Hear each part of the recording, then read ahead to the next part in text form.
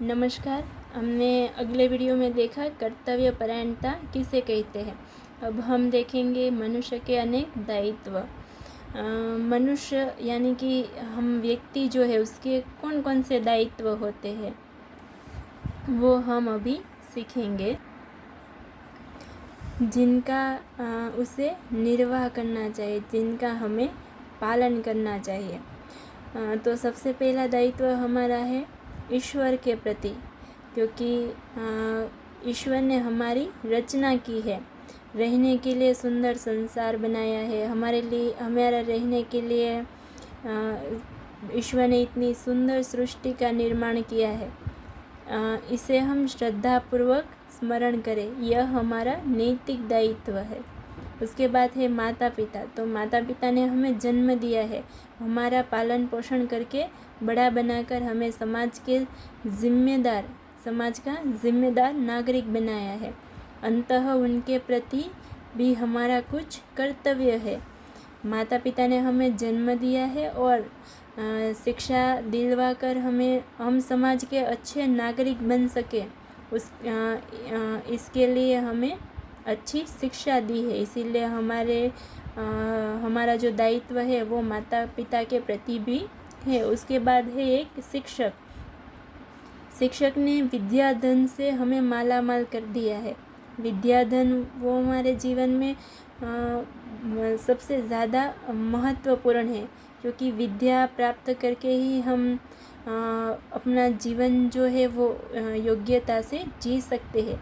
एक शिक्षक ही है जो एक व्यक्ति को जिम्मेदार बना सकता है, संस्कारी बना सकता है। तो एक शिक्षक की जो हमारे जीवन में भूमिका है वो सबसे अधिक है। इस विश्व में, इस देश और समाज में रहने योग्य बनाया है, हमें संस्कारों से सिंचन किया है। इसीलिए शिक्षक के प्रति भी हमारे कुछ दायित्व है, अंततः उनके प्रति भी हमारे कुछ कर्तव्य है।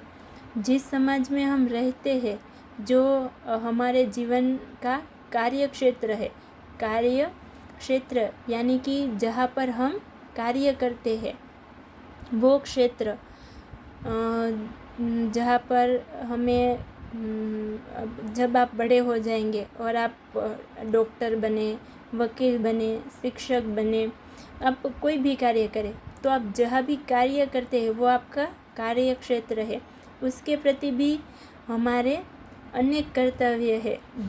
जहाँ पर हम कार्य करते हैं वो जगह स्वच्छ हो, वहाँ के लोगों को शिक्षा मिले, वो सारे हमारे कर्तव्य है।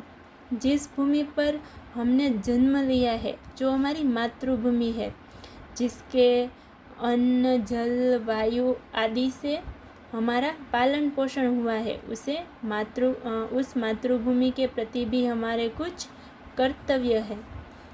जिस भूमि से हमें अन्न जल मिलता है, तो उस भूमि को भी हम नुकसान ना पहुँचाड़े, यानी कि उसे गंदा ना करें, प्रदूषित ना करें, उसके प्रति भी हमारे बहुत सारे कर्तव्य है। इन सभी विभिन्न घटकों जो हमने देखे, मातृभूमि है, शिक्षक है, इन सारे घटकों के प्रति हमारी जिम्मेदारी निभाना प्रत्येक व्यक्ति का नैतिक दायित्व है। ये सारे घटक जो है उन्होंने हमें कुछ न कुछ प्रदान किया है, हमें कुछ न कुछ दिया है, तो उसकी रक्षा करना, उसकी सेवा करना हमारा दायित्व है, हमारा कर्तव्य है। जब तक हम इस कर्तव्य का निर्वाह नहीं करेंगे, तब तक हम सच्चे नागरिक नहीं कहलाएंगे, क्योंकि हमें सिखाया गया है हमें लेना नहीं है, हमें देना भी है। हम अपनी माता पिता से, शिक्षक से अच्छे संस्कार प्राप्त करते हैं, अपनी मातृभूमि से अन्न, जल, वायु प्राप्त करते हैं। हम सबके पास से कुछ न कुछ लेते तो है, पर जब तक हम अपना कर्तव्य निभाएंगे नहीं, तब तक हम सच्चे नागरिक नहीं बन सकते। केवल एक या दो व्यक्तियों या वर्ग की बात नहीं, बल्कि सभी लोग इसमें शामिल है। यह किसी एक व्यक्ति की या एक समाज की बात नहीं है। ये सारे मनुष्य जाति के लिए है। जो व्यक्ति जिस व्यवसाय या पद पर काम करता है उसकी पूरी गरिमा का निर्वाह करना उसका कर्तव्य है। कोई जैसे यह उदाहरण दिया है, अध्यापक को चाहिए कि वह सर्वोत्तम शिक्षा से बालिकाओं को संस्कारित करे। अध्यापक एक शिक्षक का पद है और उसका कर्तव्य है कि वो उत्तम शिक्षा से, सर्वोत्तम यानी उत्तम शिक्षा से वो विद्यार्थी को संस्कारित करे। ये उसका कार्य है, ये उसका कर्तव्य है। उसके बाद एक वकील का कर्तव्य है कि वो उचित न्याय के लिए कार्य करे। वकील इसीलिए होते हैं कि वो देश के नागरिकों को उसका न्याय दिला सके। जब वकील अपना कर्तव्य भूल जाए तो वो उचित न्याय लोगों को न्याय ना दिलाए, तब वो अपने कर्तव्य से हट जाता है और समाज की रचना जो है वो खराब हो सकती है। इसीलिए हर वकील का कर्तव्य है कि वो लोगों को उचित न्याय दिलाए। फिर इंजीनियर का कर्तव्य है कि वो जो भी बनाए, जैसे कि भवनों यानी मकानों, सड़कें, बांधों, या तो वो मशीनरी का निर्माण करे। वो जो मशीनरी बनाता है उसका ठीक निर्माण करे। अगर सड़कें, मकान ठीक तरह से नहीं बनेंगे तो समाज को तकलीफ़ उठानी पड़ेगी। अगर सड़कें अच्छी नहीं बनती है तब उसमें गड्ढे बन जाते हैं तो समाज को परेशानी उठानी पड़ती है। इसीलिए हर एक व्यक्ति को अपना कार्य है वो ठीक तरह से निभाना चाहिए और अपनी क्षमता का देश व समाज के हित में उपयोग करना चाहिए। क्योंकि एक इंजीनियर होता है, उसके पास जो क्षमता है उसका उसे ठीक तरह से उपयोग करना है। अगर उसको वो ठीक तरह से नहीं उपयोग करेगा तो उससे समाज को हानि पहुंच सकती है। डॉक्टर का कर्तव्य है कि एक मरीज की देखभाल पूरी सक्षमता से करे। अगर डॉक्टर जो है वो मरीज यानी कि दर्दी को अगर वो ठीक तरह से नहीं देखभाल करता है तो वो अपने कर्तव्य से हट रहा है। यानी कि अगर इस वजह से किसी मरीज की यानी कि दर्दी की जान भी जा सकती है। इस वजह से डॉक्टर अपना कर्तव्य पालन नहीं कर रहा है और इस वजह से समाज को नुकसान हो सकता है। देश के जो नेता है उसको भी अपने कर्तव्य का ठीक तरह से पालन करना चाहिए। उसके व्यक्तिगत स्वार्थ यानी कि वो जिस पद पर है उसका उसे दुरुपयोग नहीं करना चाहिए। उसे व्यक्तिगत स्वार्थ के लिए नहीं, उसे देश के हित के लिए कार्य करना चाहिए। सैनिक जो है उसका कर्तव्य है कि वो देश को भीतरी और बाहरी, भीतरी यानी अंदर और बाहरी यानी बाहर, जो देश की सीमा है बाहरी सुरक्षा प्रदान करे।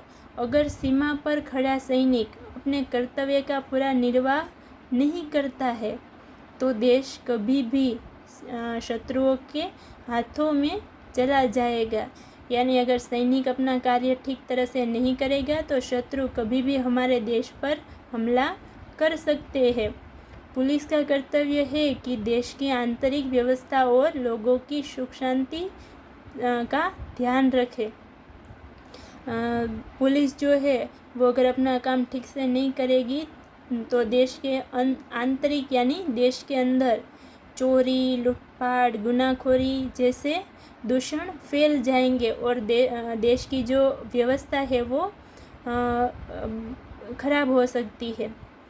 पुलिस की ज़रा सी लापरवाही से सारे समाज में अव्यवस्था और अशांति फैल सकती है। इसीलिए पुलिस को हमेशा सज्ज रहना चाहिए अपने कर्तव्य के लिए।